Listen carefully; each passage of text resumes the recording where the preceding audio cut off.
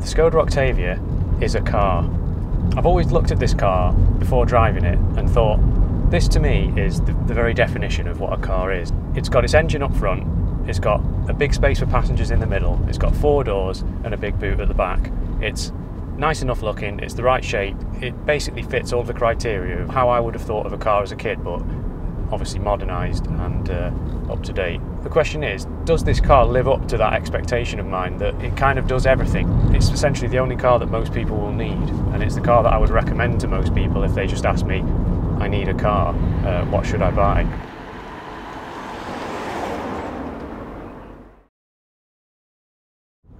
So this is the 3rd generation of Octavia, sold from 2013 through till 2019. Amazingly, this car it's wider and longer, it's more spacious than the previous Skoda Octavia, and yet it's also lighter, which is a real great feat of engineering. So it's an all-round improved car from the previous one. But this model itself has now been around for 10 years. It still, to me, feels like a very modern car. It's very easy to get comfortable behind the wheel in this car because you've got all the adjustment of the steering wheel, it can go up and down and in and out. The seats are very comfortable and adjustable. I can set the lumbar support, I can set the backrest. It's easy to drive. You can actually adjust the levels of steering feedback that you get from the steering wheel. Now around town you can set it so that it's very light and easy to drive. All of the inputs feel high quality. For a modern car, the visibility is good out the front. I can see everything I need to see. The A-pillar is quite slim. You've got decent sized wing mirrors. Through the back, however, it's a different story. It's quite a small, narrow sort of opening for the window, and there's quite thick C-pillars, so it can be a little bit tricky to reverse. But fortunately, a lot of these cars, they do come with parking sensors, which I would say it would be pretty helpful to have. This version of the car, which looks kind of like a saloon, is a liftback. It's got a great big hatchback boot on the back, which means it's a very practical car with a huge amount of space in the boot. But if you did want a little bit more room, there of course was the estate car version of this, which had a huge boot. And then the other version of the Octavia available was the Scout, which was the estate car but raised up off the ground with the plastic cladding and was an all-wheel drive. Most of these Octavias are front-wheel drive, but you could get them as all-wheel drive. Probably the main thing that sets this car slightly lower down the class than VW is, at speed, it's just a little bit noisier in here. It's a little bit louder, it's a bit harder to hear the stereo, you have to turn everything up a bit louder. It's just not quite as relaxing in terms of the sounds that you get than say a Volkswagen or Mercedes or Audi. Now underneath the bonnet of the Skoda Octavia you could get anything from an 86 horsepower petrol right up to 179 horsepower in the standard models. Then you had the VRS, which was another level above that. And then with the diesels you could go from 90 to 150 horsepower, so there was a big range of power depending on what you need.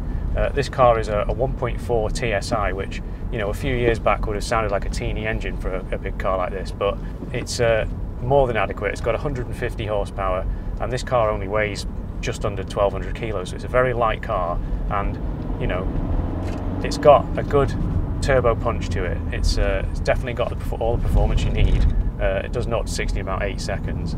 When the engine's idling, like now, I'm waiting to turn right, you actually can't hear it at all. It's like it's turned off. Petrol is just so much better than diesel at doing that. The VRS model, that had 220 horsepower and it was lower, it had different suspension, it was a proper performance car. When I'm reviewing cars, occasionally I'll be looking for them for sale and stuff, and I'll be thinking, you know what? I wouldn't mind one of those. If fuel economy was the thing you were really after, there was a diesel version available called the Green Line, and that could get 88 miles per gallon if you drove incredibly carefully.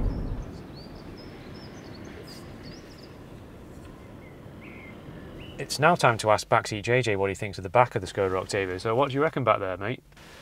Yeah, it's right good back here. Lots of space above my head. I can almost stretch my arms above my head. I've got loads of leg room. This car is obviously, like you say, wider and longer than the previous generation, and it really shows. I can see why it's a popular taxi. These doors, they open really wide, so you can get in and out easily. You can get your baby seat in. There is a bit of a hump down here in the middle, which means the middle passenger can't put their feet down properly, but otherwise very spacious and nice back here. Thanks, dude.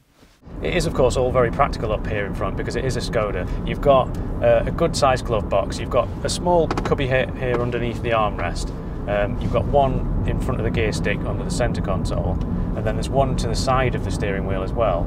And although the fat bottom bottle doesn't fit in these cup holders in the middle, it will fit in the side pocket, so I'll let this car off with that. Now, with it being a modern car, it's got a touch screen in the middle here, which basically controls everything in the car except for some of the climate control functions, which you do have some proper buttons for. It does everything from the radio to your media, your apps or whatever. You can run Android Auto or Apple CarPlay on it, which is good because it means you can basically run Google Maps instead of sat-nav. And the nice thing is, if you are bored of that screen, you don't really want to use it, you can just put a big clock there in the middle, which is what I've got it set to now.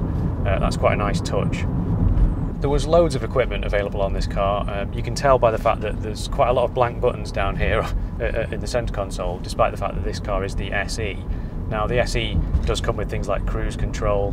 It's got this nice big screen here.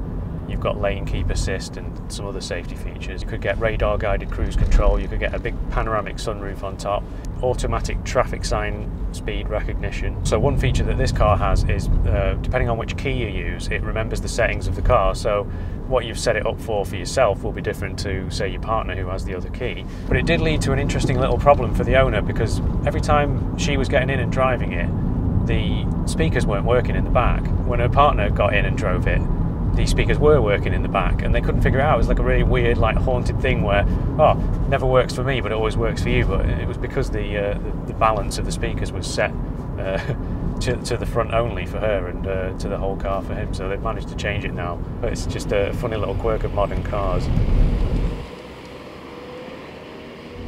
I reckon you can always tell a good car by what taxi drivers pick to use as their car, because they're in that car all day, every day. It's their livelihood. It has to work, it has to fit people in it, it has to be economical, it has to just do all the things that you really need from a car, and it has to do it all the time, whenever you ask it. And this car is super popular as a taxi. You see them everywhere.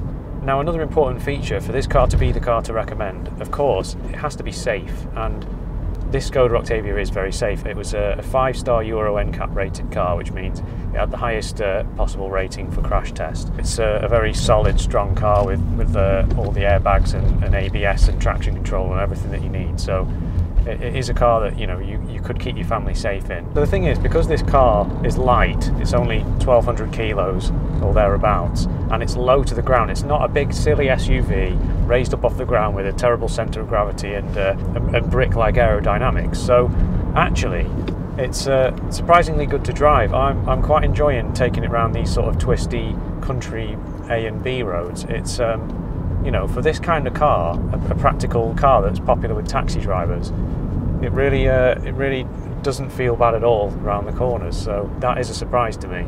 So does this meet my expectations of it being a car, or even the car to recommend for most people? Well, yes, it is. Not to a petrol head, maybe not to someone like me, or maybe people who are really into their cars, apart from the VRS model. But to anyone else, it's a car that, it does everything right. It's got loads of space, it's pretty good to drive, it's economical, it's practical, it's reliable, it's not a bad looking car either. Obviously, all I would say is that the two things that I didn't quite like about it, the rear visibility and it's a little bit noisier at speed, but otherwise, yes, it is not a bad car at all. So a big thank you to Sophia and Andy for lending me the car, and to all you guys for watching. As always, it's massively appreciated. If you want to see another video on another car, then please do click up there, and I will see you in the next video.